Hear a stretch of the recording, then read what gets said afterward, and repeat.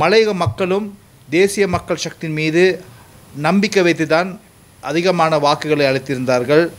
எனவே நாங்கள் இந்த சம்பள உயர்வுக்காக பல முயற்சிகளை நாங்கள் கடந்த காலங்களிலே மேற்கொண்டிருந்தாலும் இன்றுதான் அதாவது பெருந்தோட்ட கம்பெனிகளின் உரிமையாளர்கள், பெருந்தோட்ட கம்பெனிகளின் பணிப்பாளர்கள் இன்றைய தினம் எமது அமைச்சுக்கு வருகை தந்து இந்த பெருந்தோட்ட தொழிலாளர்களின் சம்பள உயர்வு தொடர்பாக கலந்துரையாடலில் ஈடுபட்டார்கள். விசேடமாக எங்களுடைய அமைச்சின் சார்பாக சம்பந்த வித்யாரட்ன, அதே போன்று தொழிலமைச்சர் அனில் ஜயந்த பென்னண்டோ, அதனுடைய பிரதி அமைச்சர் மஹிந்த ஜெயசிங்க மற்றும் நான், இரு அமைச்சர்களினுடைய செயலாளர்கள், அதே போல் அமைச்சர்களுடைய அதிகாரிகள் கலந்து கொண்டோம். மறுபக்கம் பெருந்தோட்ட கம்பெனியில் சார்பாக அதனுடைய நிறைவேற்று முகாமையாளர்கள் இதிலே கலந்து கொண்டிருந்தார்கள். எனவே இந்த பேச்சுவார்த்தையிலே ஒரு ஒரு ஒரு ஆரோக்கியமான பேச்சுவார்த்தையாகவும் ஒரு நம்பிக்கை அளிக்கின்ற பேச்சுவார்த்தையாகவும் இடம்பெற்றது. அதன் போது எங்களுடைய அமைச்சின் சார்பாக ஏன் மலையக தோட்ட தொழிலாளருக்கு சம்பளம் உயர்த்தப்பட வேண்டும் என்று எங்களுடைய கோரிக்கையை மிக தெளிவாக நாங்கள் முன்வைத்திருந்தோம். அது உங்களுக்கு தெரியும், தற்பொழுது பொருளாதார சூழலிலே வாழ்க்கை செலவு, மக்களுடைய வாழ்க்கை செலவு அதிகரித்திருக்கின்றது. இன்று அரச ஊழியர்களின் சம்பளம் உயர்த்தப்பட்டிருக்கின்றது, ஏனைய ஊழியர்களின் சம்பளம் உயர்த்தப்பட்டிருக்கின்ற பொழுது மலையக மக்களுடைய சம்பளமும் உயர்த்தப்பட வேண்டும். அந்த மக்கள் வாழ்வதற்கு கஷ்டப்படுகின்றார்கள். அவர்கள் வாழ்க்கையை கொண்டு செல்வதற்கு அவர்கள் தவிக்கின்றார்கள். அவர்களுடைய மருத்துவ செலவு, கல்வி செலவு, அன்றாட பொருளாதார செலவுகளுக்காக மலையக மக்கள் பெரிதும் கஷ்டப்பட்டிருக்கின்ற வேளையிலே நிச்சயமாக அவருடைய சம்பளம் உயர்த்தப்பட வேண்டும் என்ற கோரிக்கையை எங்களது பக்கம் மிக ஆணித்தரமாக நாங்கள் முன்வைத்திருந்தோம். அதே போல்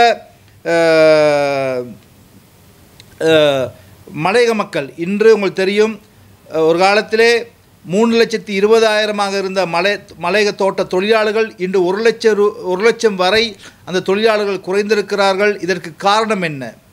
இன்று பொருளாதார ரீதியாக அந்த மக்கள் பாதிப்படைந்திருக்கிறார்கள். சிறப்பான சம்பளம் கிடைக்காமையினால் அவர்கள் வேறு தொழிலை நாடி செல்ல வேண்டிய தேவை ஏற்பட்டிருக்கிறது. இவ்வாறு வேறு தொழிலை நாடி செல்லுகின்ற பொழுது பெருந்தோட்டம் பெரிதும் பாதிப்படையும். அதே போல் பெருந்தோட்டங்கள் முற்றாக மூட வேண்டிய நிலைமை ஏற்படும் என்ற ஒரு எச்சரிக்கையை நாங்கள் பெருந்தோட்ட கம்பெனிகளுக்கு நாங்கள் விடுத்திருந்தோம். அதாவது நாட்டினுடைய பொருளாதாரத்தை கட்டியெழுப்ப வேண்டுமென்றால் இந்த பெருந்தோட்டத்துறை மிகவும் ஒரு முக்கியமான துறையாக காணப்படுகிறது. எனவே இந்த பெருந்தோட்டத்துறையை மேம்படுத்துவதற்கு தொழிலாளர்களுடைய சம்பள உயர்வானது மிக மிக முக்கியமானதாகும்.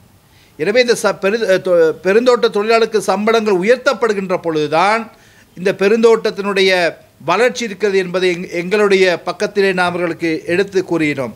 அதே போல் இந்த பெருந்தோட்ட கம்பெனி பக்கம் அவர்கள் கூறினார்கள், இன்று உலகச் சந்தையிலே இலங்கை தேயிலையினுடைய விலை வீழ்ச்சி அடைந்திருப்பதாகவும் அந்த தேயிலைக்கு சரியான விலை கிடைப்பதில்லை என்றும், அதே போல் உற்பத்திக்காக அதிக செலவு மேற்கொள்ளப்படுகின்றது, இதனால் அவர்களுக்கு அதிகளவான செலவுகள் ஏற்படுவதாகவும் அவர்கள் பக்கம் கூறினார்கள். அதே போல் தொழிலாளர்களுக்கு ஏனைய நலன் திட்டங்களுக்காக அவர்கள் நிறைய அதிகமான பணத்தை செலவு செய்வதாகவும் அவர்கள் கூறியிருந்தார்கள். எனவே எனினும் அவர்கள் பக்கம் முடியாது என்ற ஒரு வார்த்தையை கூறவில்லை.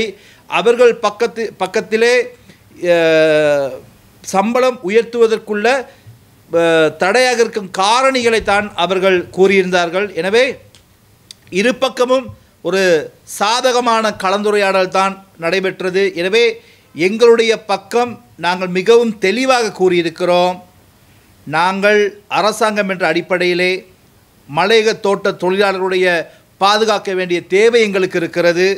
அவருடைய சம்பளத்தை உயர்த்த வேண்டும் என்று நாங்கள் உத்தரவாதம் கொடுத்திருக்கிறோம்.